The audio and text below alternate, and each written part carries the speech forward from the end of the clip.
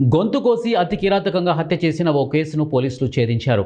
కేసులో వివిధ వేర్వేరు ప్రాంతాలకు చెందిన 5 మంది నిందితులను అరెస్టు చేసి వారి నుంచి హత్యకు ఉపయోగించిన 2 కత్తులు, ఒక కారు, ఒక పల్సర్ బైక్, 7 సెల్ ఫోన్లతో పాటు 4 లక్షల నగదును స్వాధీనం చేసుకున్నారు. నిందితులు ప్రొఫెషనల్ కిల్లర్స్ అంటే కాదు, వారు ఇంజనీరింగ్ చదివే విద్యార్థులు. మరి నిందితుల నుంచి 4 లక్షల డబ్బులు పోలీసులు రికవరీ చేస్తే దొంగతనం చేసి హత్య చేశారా అని అనుకుంటే అది పొరపాటే. మృతుడిని అంత కిరాతకంగా నిందితులు హత్య చేయడానికి గల కారణాలేంటి? ఎక్కడెక్కడో వేరువేరు ప్రాంతాల్లో ఉన్న వారు ఈ హత్యలో ఎలా భాగస్వాములయ్యారు?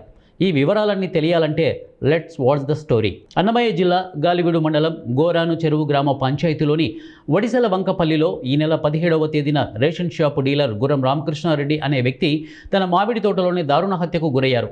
ఈ హత్య గాలివీడు మండలంలో సంచలనం సృష్టించింది. తన భర్త రామకృష్ణారెడ్డిని గుర్తు తెలియని వ్యక్తులు గొంతు కోసి హత్య చేసేనారని, ఈ హత్యకు తన భర్త దాయాది అయినటువంటి గుర్రం మహేశ్వరరెడ్డి కానీ అతని తరపువారు కానీ ఉండవచ్చు అని మహేశ్వరరెడ్డి ప్రభుత్వ భూమిని ఆక్రమించుకొని కోళ్ల ఫామ్ కోసం షెడ్డు వేసుకున్న విషయంలో తన భర్త రామకృష్ణారెడ్డి పలుమార్లు జిల్లా కలెక్టర్కు ఫిర్యాదు చేశాడని, తన భర్త రామకృష్ణారెడ్డిపై కక్ష పెంచుకొని మహేశ్వరరెడ్డిని ఈ హత్య చేసి ఉంటాడని మృతుడు రామకృష్ణారెడ్డి భార్య గుర్రం లక్ష్మీదేవి ఇచ్చినటువంటి ఫిర్యాదు మేరకు గాలివీడు పోలీసులు కేసు నమోదు చేసి అన్ని కోణాలలో దర్యాప్తు చేపట్టారు.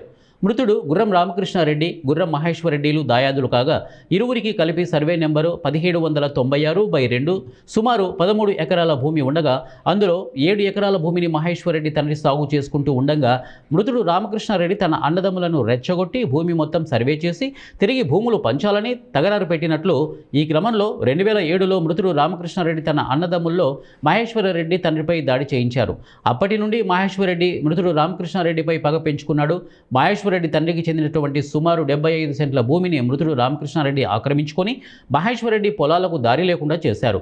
దీంతో అప్పటికే కువైట్లో ఉన్నటువంటి మహేశ్వరరెడ్డి 2024లో కువైట్ నుండి ఇంటికి వచ్చి వ్యవసాయం చేసుకుంటూ అతని పట్టా భూముల మధ్యలో బండరాలతో ఉన్నటువంటి భూమి ఉండగా అది గవర్నమెంట్ భూమి అని తెలియక సుమారు 20 లక్షల రూపాయలు ఖర్చు చేసి చదును చేసుకుని ఆవులు పెట్టుకుంటకు షెడ్డు వేసుకున్నాడు. అంతా పూర్తయిన తర్వాత మృతుడు రామకృష్ణారెడ్డి పదే పదే రెవెన్యూ వారికి ఫిర్యాదు చేస్తూ వచ్చాడు. దీంతో తనకు అడ్డు తగులుతున్న రామకృష్ణారెడ్డిని ఎలాగైనా చంపాలని నిర్ణయించుకొని అతనిలాగే రామకృష్ణారెడ్డితో ఇబ్బంది పడుతూ ఉన్న మరో దాయాది గుర్రం విశ్వనాథరెడ్డిని కలిసి అతని ఉద్దేశం చెప్పి సహకరించమని అడగ్గా అందుకు విశ్వనాథరెడ్డి అంగీకరించారు. ఇద్దరూ కలిసి రామకృష్ణారెడ్డిని హత్య చేసేందుకు కిరాయి హంతకుల కోసం వెతుకుతున్న క్రమంలో మార్కాపురం జిల్లా కనిగిరిలో ఉన్న ఏబీఆర్ ఇంజనీరింగ్ కాలేజీలో ఇంజనీరింగ్ చదువుతున్నటువంటి కడప జిల్లా లింగాల మండలం కర్ణపాపాయిపల్లి గ్రామానికి చెందినటువంటి బ్రహ్మ పెద్దారెడ్డి పరిచయం కాగా అతనితో కలిసి ప్రొద్దుటూరు మండలం నంగనూరుపల్లిలో గ్రామానికి చెందినటువంటి తెల్లాకుల కుల్లాయప్ప, మార్కాపురం జిల్లా కనిగిరి మండలం చాకిరాళ్ల గ్రామానికి చెందినటువంటి తిరుపతి రెడ్డితో రామకృష్ణారెడ్డిని హత్య చేసేందుకు 10 లక్షలు సుపారీ ఇచ్చేలా మహేశ్వరరెడ్డితో బేరం కుదుర్చుకున్నారు. రామకృష్ణారెడ్డిని నవంబర్ నెలలోనే హత్య చేసేందుకు రెక్కి నిర్వహించారు. తిరిగి జనవరి 7వ తేదీ హత్య చేసేందుకు మరోమారు ప్రయత్నించారు. మళ్ళీ తిరిగి ఈ నెల 16వ తేదీ రాత్రి కుల్లాయప్ప, పెద్దారెడ్డి, తిరుపతి రెడ్డిలు కారులో రాయచోటికి చేరుకొని అక్కడి నుండి తెల్లవారుజామున రామకృష్ణారెడ్డి మామిడితోట వద్దకు వచ్చి కాపు కాసి విశ్వనాథరెడ్డి ఇచ్చినటువంటి సమాచారం మేరకు బుల్లెట్ మోటార్ సైకిల్లో వచ్చినటువంటి రామకృష్ణారెడ్డిని గుర్తించి అతని వెనుక మామిడి తోటలోకి పోయి రామకృష్ణారెడ్డి ముఖంపై పెప్పర్ స్ప్రే కొట్టి రామకృష్ణారెడ్డి నేలపై పడగానే పెద్దారెడ్డి చేతులు పట్టుకునగా కుల్లాయప్ప, తిరుపతి రెడ్డిలు కలిసి రామకృష్ణారెడ్డిని కత్తులతో గొంతు కోసి హత్య చేసి పరారీ అయ్యారు. ముగ్గురు నిందితులు కలిసి మదనపల్లికి వెళ్లి అక్కడ ఉన్న ఏవన్ నిందితుడు మహేశ్వరరెడ్డి నుంచి 4,50,000 రూపాయల నగదు తీసుకున్నారు. ఇందులో పెద్దారెడ్డి, తిరుపతి రెడ్డిల వాటా కింద 2 లక్షలు తిరుపతి రెడ్డి తీసుకొని అప్పులు కట్టుకున్నట్లు, అదేవిధంగా కుల్లాయప్ప మిగిలిన డబ్బులతో అతనికి అతని భార్యకు ఉన్న అప్పులు తీర్చుకున్నారు. ఈ నెల 26న మిగిలిన డబ్బుల కోసం మహేశ్వరరెడ్డి చెప్పిన ప్రదేశం అయిన వెలగల్లు గ్రామం వద్ద గల గండిమడుగు శ్రీ ఉమామహేశ్వర స్వామి గుడి వద్దకు వచ్చి మహేశ్వరరెడ్డి దగ్గర 4 లక్షల డబ్బులు తీసుకుంటూ ఉండగా పోలీసులు బాటు వేసి ఇరువురిని అదుపులోకి తీసుకొని విచారించగా నేరం చేసినట్లు అంగీకరించారు. 5 మందిని నిందితులతో పెద్దారెడ్డి, కుల్లాయప్ప అనే 2 ఇంజనీరింగ్ విద్యార్థులు ఉన్నారు అని వారన్నారు. కనిగిరి ఏబీఆర్ ఇంజనీరింగ్ కాలేజీలో ఇంజనీరింగ్ చదువుతున్న వీరికి డబ్బులు అవసరం ఉండడంతోనే సుపారీ తీసుకుని ఈ హత్యకు పాల్పడినట్లు డీఎస్పీ కృష్ణమోహన్ తెలిపారు. కేసును ఛేదించిన Lakkireddipalli CI Krishnamraju Nayak, Galiveedu SI Narasimhareddy, police సిబ్బందిని డీఎస్పీ కృష్ణమోహన్ అభినందించారు.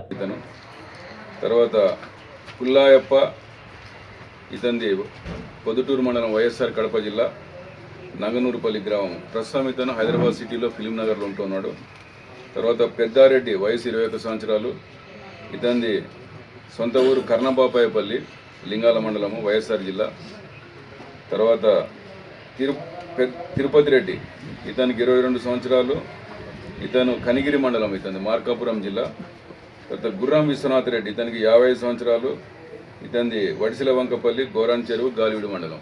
ఈ 5 మంది వ్యక్తుల్ని ఈరోజు మన వెలుగల్లు గ్రామము గండిమడుగు ఉమామహేశ్వర స్వామి టెంపుల్ దగ్గర ఈరోజు వీళ్ళని అరెస్ట్ చేయడం జరిగింది.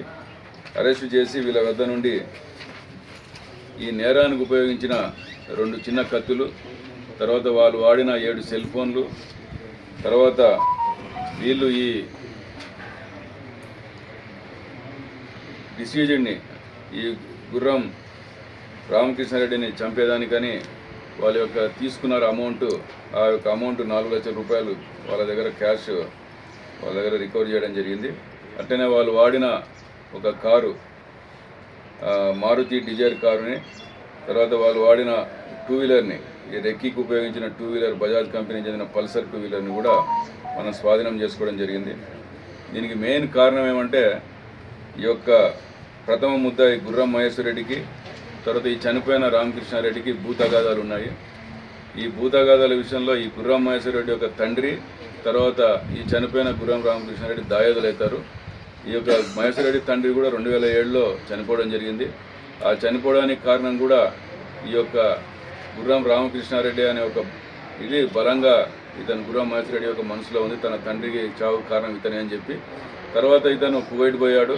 ఈ యొక్క ప్రథమ ముద్దాయి కువైట్ నుంచి తిరిగి వచ్చిన తర్వాత ఇతను భూమి చేసుకునే క్రమంలో దారి సమస్యలు కానీ, తర్వాత షెడ్ వేసుకునే సమస్యలు కానీ, దాంట్లో కానీ ఈ రామకృష్ణారెడ్డి అని అతను పదే అతనికి పిటిషన్లు పెడుతూ అడ్డు తగులుతున్నాడని చెప్పి అతను ఇతన్ని కడతీర్చాలనే ఉద్దేశంతో వరుసకు అతనికి బామరుదైన లోకనాథ రెడ్డి అనే ఒక అబ్బాయి, అతను విద్యార్థి, ఇతను ఏబిఆర్ ఇంజనీరింగ్ కాలేజ్ కనిగిరిలో చదువుతాడు.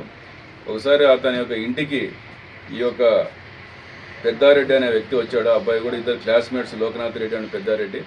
వచ్చినప్పుడు ఆ పెద్దారెడ్డితో ఈ మహేశ్వర రెడ్డికి కాంటాక్ట్ అయ్యి అతనికి అరే ఈ రకంగా మీరు ఈ హత్య గావిస్తే రామకృష్ణారెడ్డిని మీకు ఇంత అమౌంట్ ఇస్తాం ఏదైనా చూడని చెప్పి మాట్లాడుకోవడము. దాంట్లో ఈ యొక్క పెద్దారెడ్డి తన స్నేహితులైన కుల్లాయపని, తర్వాత ఈ తిరుపతి రెడ్డి అనే వ్యక్తిని ఎంగేజ్ చేసుకొని వాళ్ళు నవంబర్ నెలలోనే ఒకసారి వచ్చి ఈ రెక్కీ చేసుకొని పోయారు. అంటే రామకృష్ణారెడ్డి ఎన్ని గంటలకు వస్తాడు పొలానికి, తర్వాత అప్పుడు వచ్చినప్పుడు అతను ఏమంటే ఎవరు ఉంటారు ఏం కదా అనేది వచ్చి రెక్కీ చేసుకొని పోయారు. తిరిగి మనకి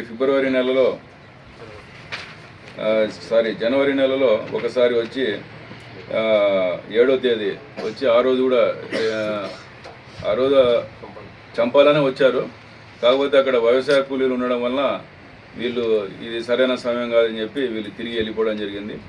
మరలా 16వ తేదీ రావడము, వాళ్ళు వచ్చి 17వ తేదీ తెల్లవారుజామున అంటే బిట్వీన్ 7:30 and 8:30 మధ్యలో ఇతను ఒక్కడే ఆ పొలం దగ్గర ఉంటే ఈ ముగ్గురు అక్కడికి పోవడము, ఈ పుల్లాయప్ప, పెద్దారెడ్డి, తర్వాత తిరుపతి రెడ్డి వీళ్ళు పోవడము, అతను వాళ్ళ దగ్గర ఉన్న పెప్పర్ స్ప్రేని అతని కళ్ళలో కొట్టడము, అతను ఆ యొక్క నొప్పికి తాళలేక కింద పడిపోయేసరికి ఈ పెద్దారెడ్డి అనే వ్యక్తి అతన్ని చేతులు పట్టుకుంటే ఈ యొక్క పుల్లాయప్ప, తర్వాత ఈ తిరుపతి రెడ్డి అనే వాళ్ళు ఈ కత్తులతో అతన్ని గొంతు కోసి దారుణంగా చంపడం జరిగింది.